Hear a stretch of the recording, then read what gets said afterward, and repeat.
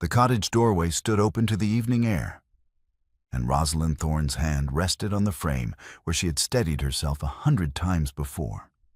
She had said goodbye to the village that afternoon, to the blacksmith's wife who wept, to the grocer who pressed a parcel of tea into her hands, to the children who followed her down the lane, asking when she would return. The cart would come at dawn to carry her belongings to Thornfield, and with them, the life she had built here in 6 careful months. She opened the door for one last look at the herb garden she had planted in spring, and there, on the gravel path, stood Sebastian Ashmore, Duke of Hartwell, at an hour he had never come before. The man who had not spoken a single word in 7 years was watching her with an expression she could not name. And when she told him the cart came tomorrow, he said nothing at all. She turned to go inside, her throat tight with all the things she would not say to a man who could not answer. Behind her, a voice she had never heard, low, rough, and certain, spoke into the silence. He said, "Ask me why." But that was not how it began.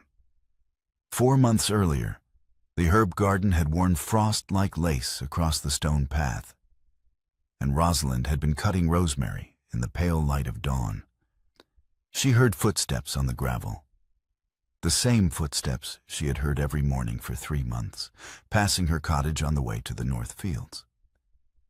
The Duke of Hartwell walked the estate at first light, a tall figure in a dark greatcoat, who nodded to her once and continued on his way. He had never stopped. He had never spoken. The entire county knew the story. 7 years ago, a fever had struck him mute. He managed the estate through written notes delivered by his steward, attended church but did not sing, and lived a life of silence that the village had long since accepted as permanent. That morning, the footsteps stopped. Rosalind looked up from the rosemary, the pruning knife still in her hand, and found Sebastian Ashmore standing at the edge of her garden with a slate in his hands. He was perhaps 34, lean and composed, with dark hair that fell across his forehead and eyes that held the careful neutrality of a man who had learned to communicate without sound. He held the slate toward her. On it, written in precise script, were the words, "The yarrow on the north slope is ready. I can show you." She set down the knife and wiped her hands on her apron. She asked, "You're certain it's ready? The frost came early this year. I thought it would need another week." He turned the slate and wrote quickly, "I checked yesterday. The leaves are still green. If you wait, the rain will spoil them." Rosalind studied him for a moment. She had treated half the tenants on this estate for coughs, fevers, and broken bones, but the Duke himself had never approached her directly. His mother, Lady Ashmore, had visited once to welcome her and to explain, with careful delicacy, that His Grace had lost his voice to illness and communicated through writing. The fever story had been repeated so many times, it had the smooth polish of truth.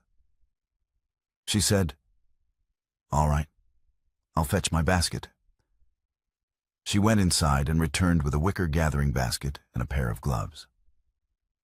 Sebastian was waiting on the path, his hands folded behind his back. He gestured toward the north slope, and they walked in silence through the morning mist. The north slope was a 15-minute walk from her cottage, past the tenant farms and through a stand of oak trees that still held their leaves despite the frost.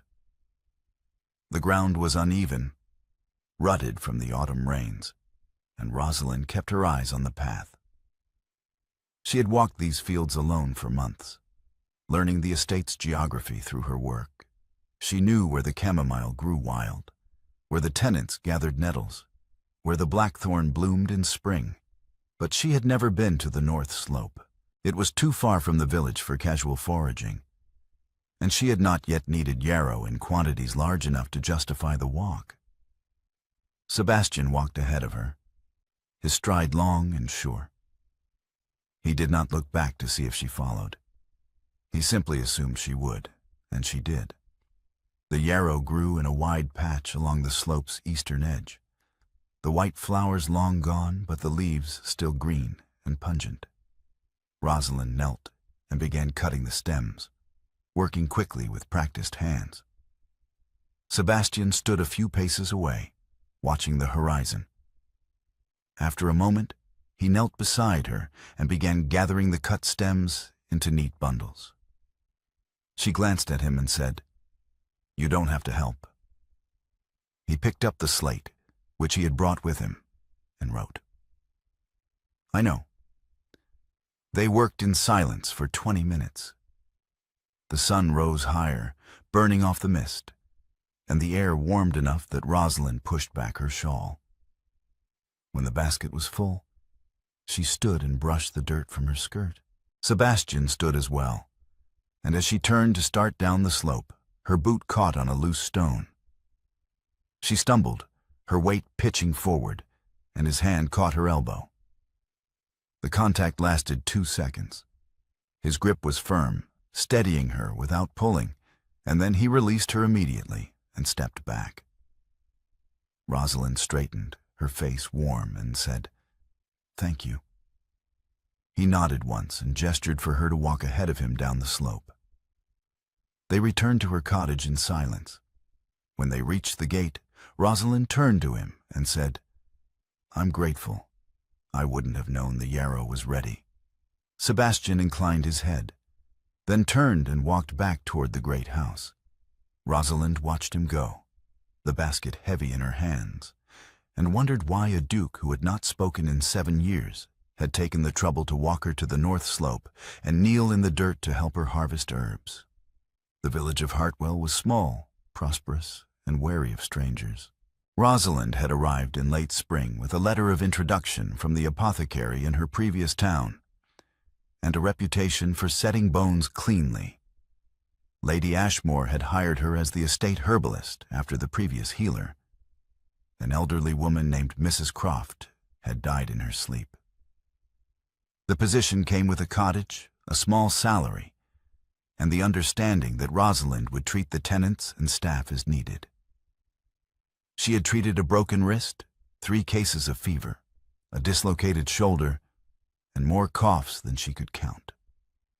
The tenants came to her cottage at all hours, and she turned no one away.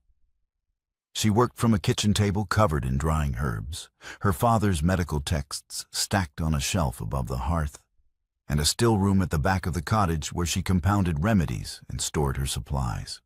Her father had been an apothecary in a market town, 2 counties away. He had trained her from the age of 8, teaching her to identify plants, prepare tinctures, and read the old herbals with their woodcut illustrations and crabbed Latin text. She had married at 23, a country surgeon named Daniel Thorne, a serious man who valued her skill and her willingness to assist him in his work.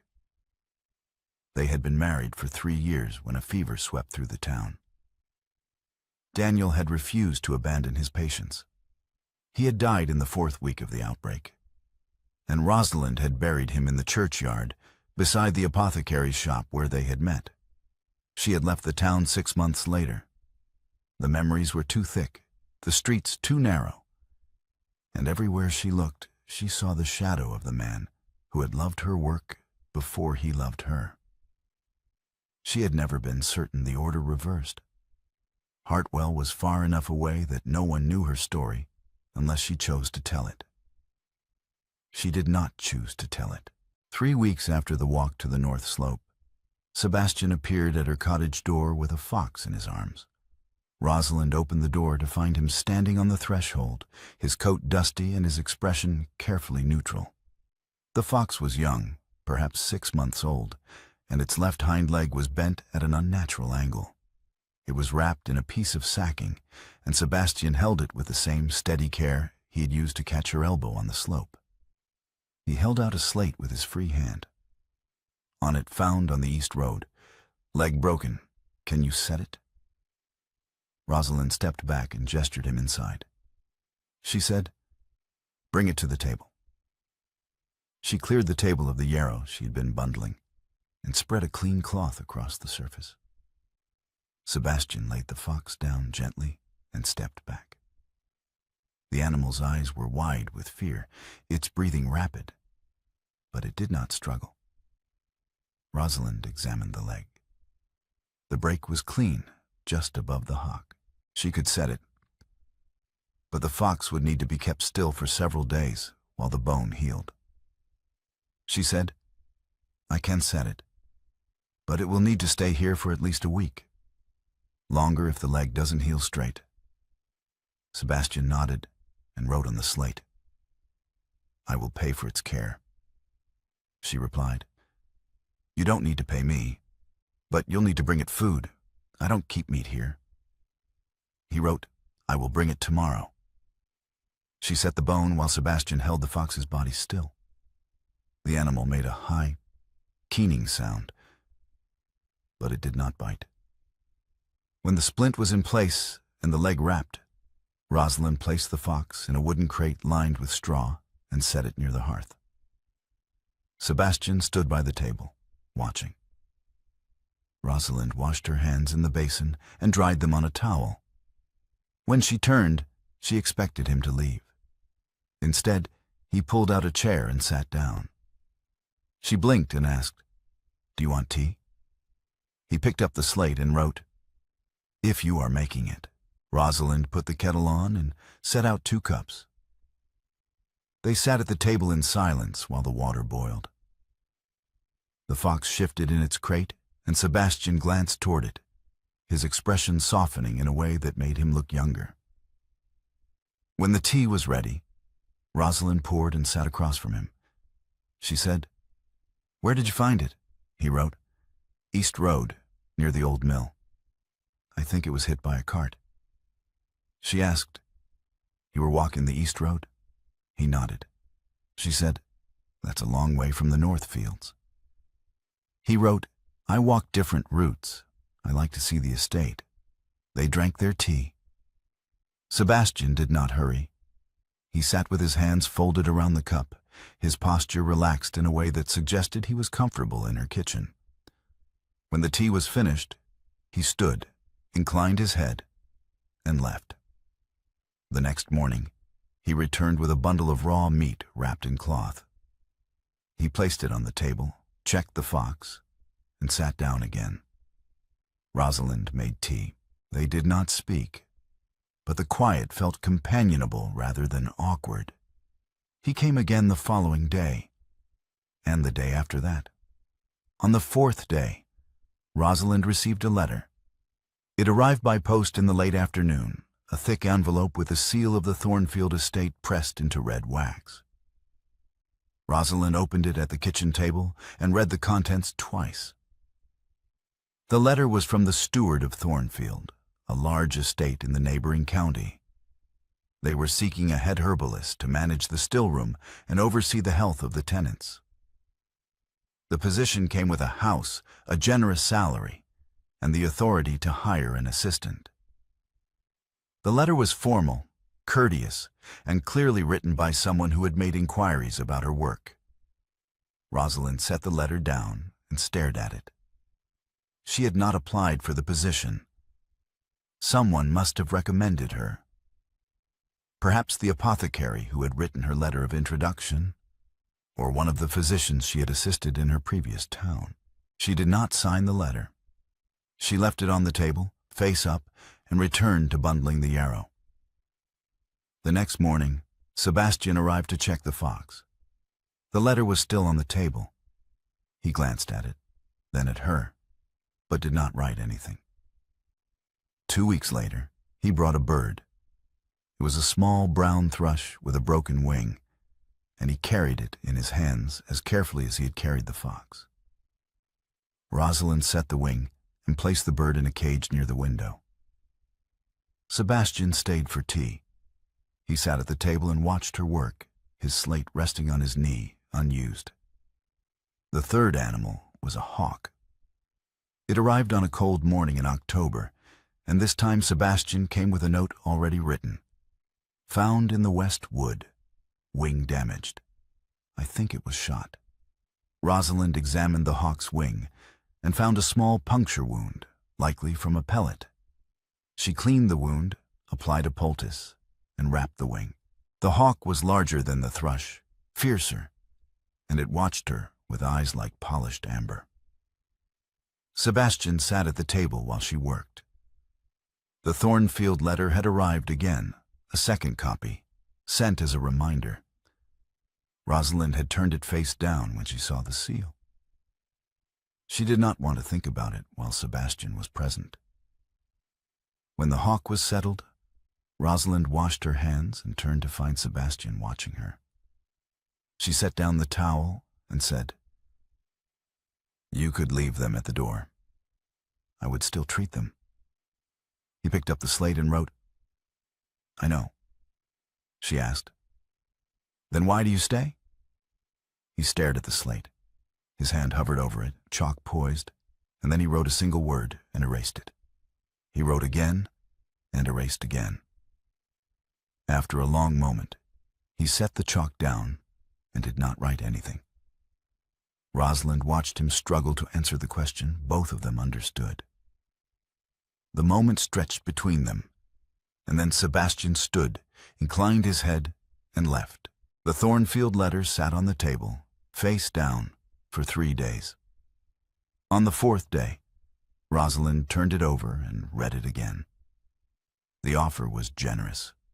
The position was exactly the kind of work she had trained for. She could build a still room, hire an assistant, and establish herself as the head of a household instead of a cottage herbalist who treated coughs and set bones. She picked up her pen and set it down again. She did not sign the letter. The rain came in late October, heavy and cold, turning the paths to mud and the fields to marshland. Rosalind had been called to a tenant's house to treat a child's fever, and by the time she finished, the rain was falling in sheets. She had no coat, only a shawl, and by the time she was halfway home, she was soaked through. She did not see Sebastian until he was beside her on the path. He did not speak, of course. He simply removed his coat and placed it over her shoulders without touching her. The coat was heavy, warm, and smelled of leather and wood smoke and 7 years of silence. Rosalind pulled it close and looked up at him, but he was already walking ahead, his shirt plastering to his shoulders in the rain. When they reached her cottage, he did not come inside. He simply nodded and walked back toward the great house, coatless in the rain. Rosalind stood in the doorway and watched him go. She kept the coat until the next morning, when she folded it carefully and left it on the bench outside her door. By the time she returned from her morning work, it was gone. A week later, she treated a cut on his hand. He had reached into the herb garden without gloves and caught his palm on a blackthorn stem. The cut was deep, running across the base of his thumb, and when he arrived at her cottage, the blood had soaked through the handkerchief he had wrapped around it. Rosalind sat him down at the table and unwrapped the handkerchief. She cleaned the wound with water and a tincture of calendula, then threaded a needle to stitch the edges together. Sebastian watched her work without flinching. She held his palm open in both hands, the needle poised, and said, "This will hurt." He nodded. She stitched the wound in 5 careful passes, and when it was finished, she wrapped his hand in clean linen. But before she released him, her thumb traced past the cut along the line of his hand, the long, steady line that ran from his wrist to the base of his fingers. She held his hand longer than necessary, her thumb resting against his pulse, and when she finally let go, his fingers curled slightly as though to hold onto the contact. She looked up and found him watching her. Neither of them spoke. Rosalind stood and turned away to wash her hands, and when she turned back, Sebastian was writing on the slate. "Thank you." He left without staying for tea. The next day, a boy appeared at her cottage door. His name was Thomas, and he was 12 years old, bright-eyed and fatherless. With a cough that had lasted for 3 weeks, His mother had sent him to Rosalind with a note asking for a remedy. Rosalind examined him and found his lungs clear, but his throat inflamed. She made him a syrup of honey, thyme, and elderflower, and told him to take a spoonful 3 times a day. Thomas lingered in her kitchen, looking at the cages where the fox and the bird were recovering. He asked, "Did His Grace bring these?" She replied, "He did." Thomas said, "He brings all the hurt animals to you. He found a badger last year and kept it in the stable until its leg healed. He didn't tell anyone. I only knew because I sleep above the stalls." Rosalind glanced at the boy and asked, "You work in the stables?" He replied, "I'm the groom's apprentice. His Grace taught me to ride. He doesn't talk, but he's the best teacher I ever had. He shows you what to do, and if you do it wrong, he just waits until you figure it out." Rosalind handed him the bottle of syrup and said, "Take this home. Come back in a week if the cough hasn't improved." Thomas took the bottle and hesitated. He asked, "Are you going to leave?" Rosalind blinked and said, "What makes you think I'm leaving?" He replied, "Mrs. Harding said you got a letter from Thornfield. She said they want you to be their head herbalist." Rosalind had forgotten how quickly news traveled in a small village. She said, "I haven't decided." Thomas nodded slowly and said, "I hope you stay. His Grace likes you, I can tell." He left before Rosalind could ask him what he meant. Sebastian came to her cottage the next morning. He did not bring an injured animal. He simply knocked, and when she opened the door, he held out the slate. "May I come in?" Rosalind stepped back and let him enter. He sat at the table, and she made tea without asking. They sat quietly for a long moment, and then Sebastian wrote, "Thomas came to see you." She replied, "He did. He has a cough. I gave him a syrup." Sebastian nodded and wrote, "He is a good boy." She said, "He speaks highly of you." Sebastian's hand stilled on the slate. He did not write anything. Rosalind said, "He told me you taught him to ride."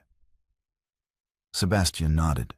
She continued, "He also told me you bring injured animals to me because you trust me to care for them." Sebastian looked up at her, and for the first time, she saw something unguarded in his expression. Something that looked like gratitude, or perhaps loneliness, or perhaps both. He wrote, "I do trust you." Rosalind's chest tightened. She set down her cup and said, "The Thornfield letter came again. They want an answer." Sebastian's hand tightened on the chalk.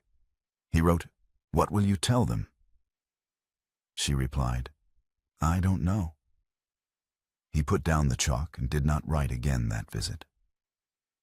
3 days later, Thomas fell from a horse.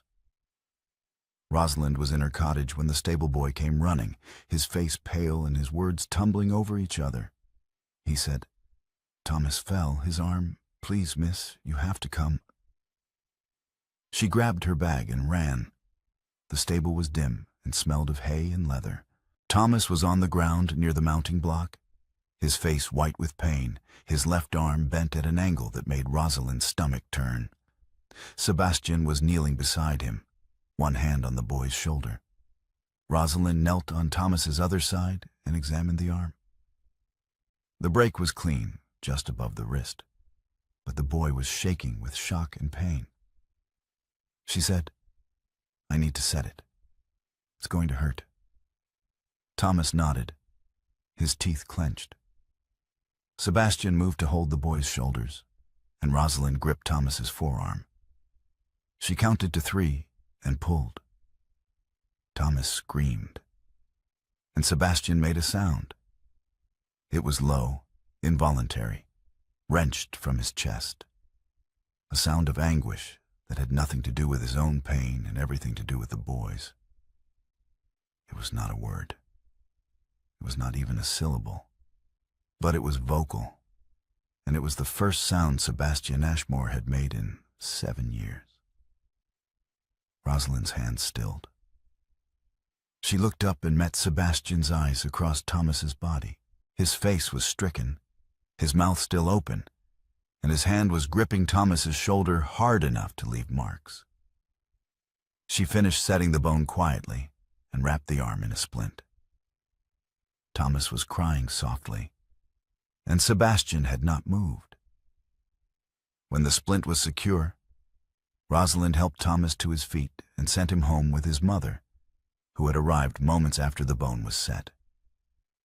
Then she turned to Sebastian, who was still kneeling on the stable floor. She crouched beside him and said, "You made a sound."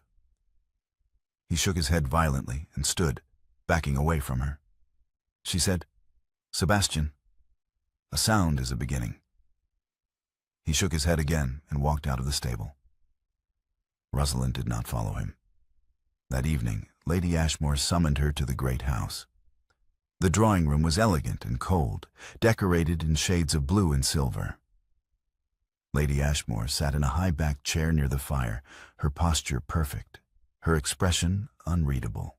She was perhaps 60, with silver hair and the kind of beauty that age had refined rather than diminished. She said, "Miss Thorne, please sit." Rosalind sat. Lady Ashmore folded her hands in her lap and said, "I understand my son made a sound today." Rosalind nodded and replied, "He did." Lady Ashmore said, "And you believe this is a good thing?" Rosalind replied, "I do." Lady Ashmore's expression did not change. She said, "You are mistaken." Rosalind said nothing. Lady Ashmore continued, "7 years ago, my son lost his voice to illness.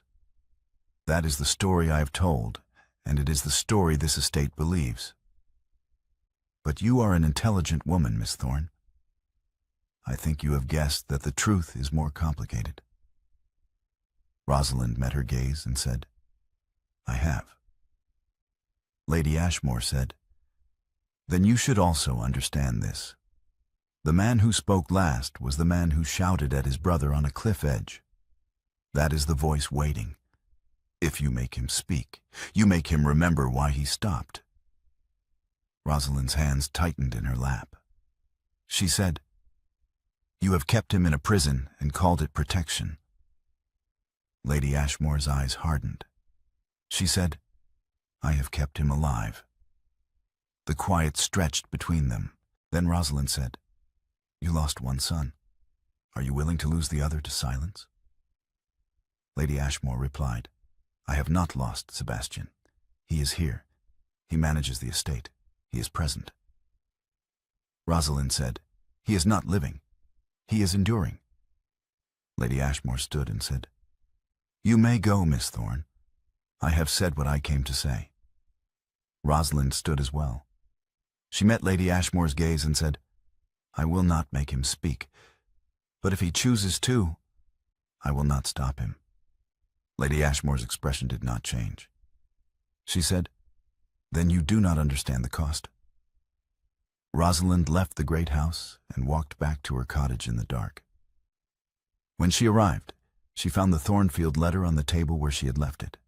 She picked up her pen, signed her name at the bottom, and sealed the envelope. The next morning, she posted the letter. The village responded as though she had announced a death. The blacksmith's wife came to her cottage in tears, asking who would set her daughter's bones if she fell again. The grocer's son arrived with a list of remedies his mother needed and asked if Rosalind could prepare them before she left. The tenants came in a steady stream, each one asking the same question: "Why are you leaving?" Rosalind answered them all the same way. She said, "Thornfield offered me a position. It is a good opportunity." No one believed her. Thomas came last. He stood in her doorway with his arm in a sling and said, "You're leaving because of me." Rosalind blinked and asked, "What?" He said, "Because I fell. Because His Grace made that sound, and you think it's your fault." Rosalind said gently, "Thomas, I'm leaving because I was offered a better position. It has nothing to do with you." Thomas's eyes filled with tears. He said, "Then why does it feel like everything is breaking?" Rosalind had no answer for him. Sebastian disappeared for 3 days. No one knew where he had gone. Harding, the steward, delivered a note to Rosalind on the 2nd day. It was written on a slate in Sebastian's hand. "His Grace asks that deliveries be left at the kitchen door. He will not require." The sentence ended there. Rosalind took the slate from Harding and read the rest herself, written in smaller, shakier script. "She should not have to watch me be unable to speak." Harding said, "Those are not the words I would have chosen for him, miss." Rosalind held the slate. The handwriting was unsteady, as though Sebastian had written it quickly, or while his hand was shaking. She asked, "Where is he?" Harding replied, "I don't know, miss. He left on foot. He didn't take a horse." Rosalind returned the slate and said, "Thank you, Mr. Harding." Sebastian had gone to Hartwell Point. It was a place he had not visited in 7 years. A stretch of cliffs on the western edge of the estate, where the land dropped away to the sea. The cliffs were unstable, crumbling at the edges, and the county had lost 3 people to falls in the past decade. One of them had been Edmund Ashmore. Sebastian stood at the edge where his brother had fallen. The wind was cold, pulling at his coat, and the sea below was gray and restless. He opened his mouth. He tried to speak. Nothing came. He tried again. His jaw worked, his throat moved, but no sound emerged. The quiet was absolute, a wall he could not break through, and he realized with a cold, sinking certainty that the sound he had made in the stable had been involuntary. A crack in the architecture, not a door. He sat down on the ground where Edmund had died, and stayed there until the sun set. When he returned to the great house, Harding was waiting in the hall. Sebastian took the slate and wrote, "I am fine. Do not send anyone after me."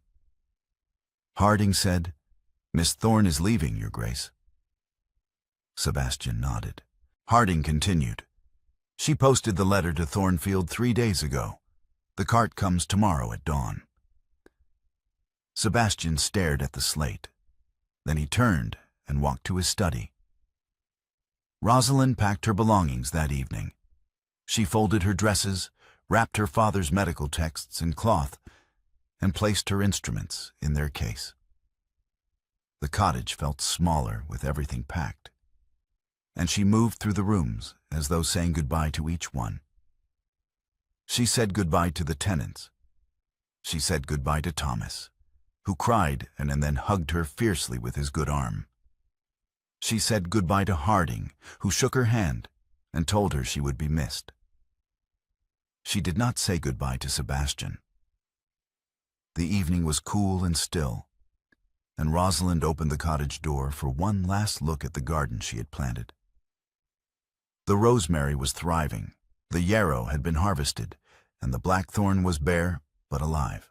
And on the gravel path, standing where he had never stood at this hour, was Sebastian Ashmore.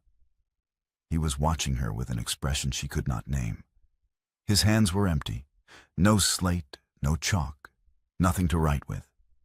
He was simply there, wordless and still, and when she said, "The cart comes tomorrow," he said nothing. Rosalind felt her throat tighten. She turned to go inside. Behind her, a voice she had never heard, low, rough, and certain, spoke into the stillness. He said, "Ask me why." She stopped. Her hand was still on the doorframe, her body half turned toward the cottage. She turned back slowly and found him watching her, his mouth still open, his chest rising and falling, as though the words had cost him everything. He said again, "Ask me why." Rosalind's heart was pounding. She stepped down from the threshold and crossed the gravel path until she was standing in front of him. She said, Why did you stop speaking?" Sebastian's jaw tightened. He looked away, toward the cliffs in the distance, and then back at her. He said, "7 years ago, my brother Edmund rode to Hartwell Point. He was drunk, reckless, 22 years old, and convinced he was invincible. I followed him, found him at the edge of the cliffs, laughing, daring me to stop him." Rosalind did not move. He continued, "I shouted at him. I commanded him to step back. He turned toward my voice. The ground gave way. He fell." Rosalind's breath caught. Sebastian said, "My voice killed him. The authority in it, the command. That is what made him turn. If I had stayed silent, he would have stepped back on his own. But I shouted, and he died."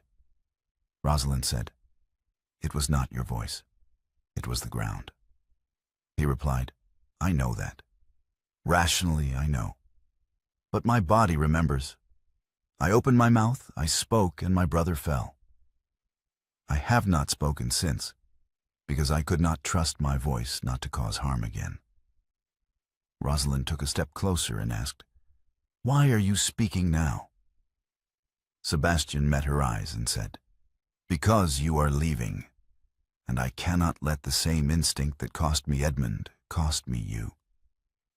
Rosalind's hands were shaking. She reached out and took the front of his coat, the same coat he had placed over her shoulders in the rain, and pulled gently.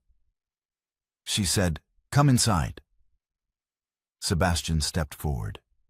He crossed the threshold, and Rosalind closed the door behind him. They stood in the dim light of the cottage, and Rosalind said, "You did not kill your brother." Sebastian replied, "I know." She said, "Say it again. Say it until you believe it." Sebastian's voice cracked. He said, "I did not kill my brother." She said, "Again." He said, "I did not kill Edmund." Rosalind stepped closer and placed her hands on either side of his face. She said, "You have been silent for 7 years because you believed your voice was dangerous. But your voice is not dangerous, Sebastian. It is the first thing you have given me that I did not have to ask for." Sebastian's hands came up to cover hers. He said, "I don't know how to do this. I don't know how to speak and live at the same time." Rosalind said, "Then learn. I will help you." Sebastian leaned down and kissed her. It was slow, tentative, the kiss of a man who had not trusted any part of himself to make contact in 7 years. Rosalind's hands slid from his face to the back of his neck, and she pulled him closer. His arms came around her, and the coat she was still holding fell between them like a question answered. When they finally pulled apart, Sebastian said, "Don't go to Thornfield." Rosalind smiled and replied, "I won't." He said, "Stay here. Stay with me." She replied, "I will, but you have to promise me something." He said, "Anything."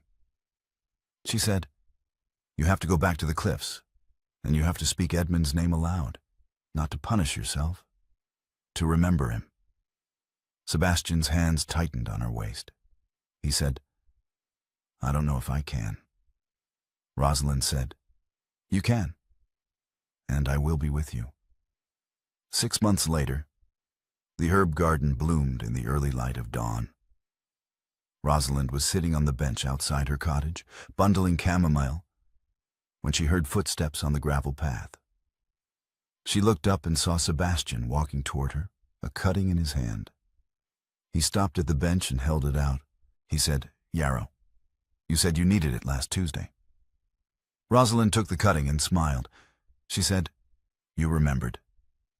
Sebastian replied, "I remember everything you said, all of it." Rosalind set down the chamomile and stood. She asked, "Walk with me?" Sebastian asked, "Where?" She replied, "Hartwell Point." Sebastian hesitated, then nodded. He said, "All right." They walked together through the fields, past the tenant farms and the oak trees, to the cliffs on the western edge of the estate. Thomas ran ahead of them, his arm healed and his energy boundless. He had moved into the great house 3 months ago, after Lady Ashmore had finally told him the truth, that Edmund had been his father, and that Sebastian had been looking after him all these years. When they reached the cliffs, Thomas ran to the edge and threw stones at the sea. Sebastian stood where Edmund had fallen and looked out at the water. Rosalind stood beside him and took his hand. Sebastian said, "Edmund." The word was carried away by the wind, but it was spoken, and it was enough. Thomas turned and called, "Who is Edmund?" Sebastian looked at Rosalind, and she nodded. He turned to Thomas and said, "Your father. I will tell you about him." Thomas ran back to them, his face bright with curiosity, and the three of them walked back from the cliffs together. The wind was at their backs, and the morning was clear, and for the first time in 7 years, Sebastian Ashmore was speaking. At the great house window, Lady Ashmore watched her son walk the cliff path with Rosalind and Thomas. She saw him stop, saw him speak, saw the boy respond. She sat down slowly in the chair by the window, her hands folded in her lap, and closed her eyes. 7 years of standing guard was finished. In the herb garden, Rosalind and Sebastian sat together on the bench where their lives had first intersected. She handed him a yarrow cutting to hold while she worked, and he held it without question, his presence steady and sure. The hush between them was no longer a wall.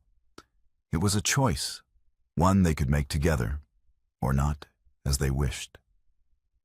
And when Sebastian spoke, his voice was no longer rough or uncertain. It was simply his own. He said, "I love you." Rosalind looked up from her work and smiled. She said, "I know. You've been showing me for months." Sebastian said, "I wanted to say it." Rosalind said, "Then say it again." Sebastian leaned down and kissed her. He said, "I love you." She replied, "I love you too." And in the garden where the rosemary grew and the yarrow bloomed, two people who had accepted solitude as permanent discovered that solitude had been preparation, not destination.